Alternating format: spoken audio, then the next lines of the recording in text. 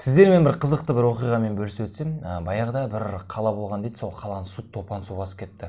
Сөйтіп бір адам бір өзінің үйі бар ғой, үйінің шатырында отыр дейді, тірі қалып кетіпті. Сөйтіп жанының бәрін су басып кеткен, шыға алмай бүйтіп отыр дейді. Бірақ та жанынан бір қайық өтіп бара жатыр екен. Сөйтіп қайықта адамдар бар дейді, жүріп кеттік, біз өмірге шығып кетеміз десе, жоқ, керек емес. Мені Құдай көмектеседі, маған сол көмектеседі, мен оған сенемін дейді. Бір уақытта мақұл деп кетіп қапты. Сөйтіп кішкене уақыттан кейін аспаннан вертолет, яғни тікұшақ ұшып бара жатыр дейді. Жүріп кеттік, біз өмірге шығып кетеміз десе, ана адам жоқ, керек емес, мені Құдай көмектеседі, мен сенемін оған, ол мені құтқарады дейді екен. Сөйтіп бір уақытта мақұл деп кетіп қапты.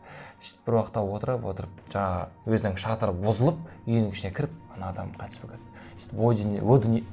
Сөйтіп о дүниеге барып, о дүниеде Құдайдан: Құдай, мен саған сендім, мен жақсы адам болдым, жаман нәрсе жасаған жоқпын, неғып маған көмектеспейсің деп сұрап жатыр дейді. Сол кезде Құдай айтты: мен саған қайық жібердім, отырмадың, мен саған тікұшақ жібердім, өзің бармадың, одан кейін не істейсің, енді өзің таңдауың сол болды деп жауап берген екен. Енді бұдан не түсінуге болады? Біз ақша тапқымыз келеді, бизнеспен асқымыз келеді, жетістікке жеткіміз келеді, бірақ бізге берілген мыңдаған мүмкіндіктерді қолдамаймыз.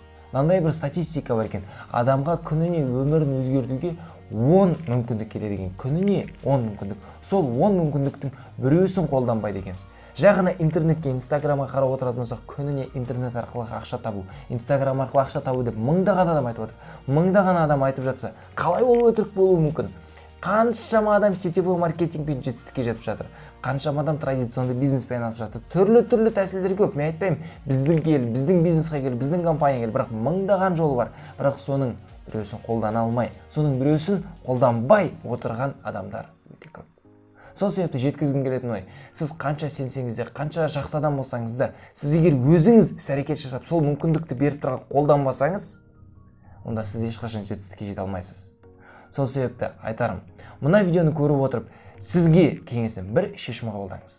Жұмыс жасаймын, немесе өмірімді өзгертемін деген бір шешім қабылдаңыз. Сол шешімді қабылдауға бұл видео кішкене болса да көмегін тигізсе, мен өте қуаныштымын. Сіздермен бірге болған бүгін мен Мақсат Тілеухан. Жетістік алаңында кездескенше.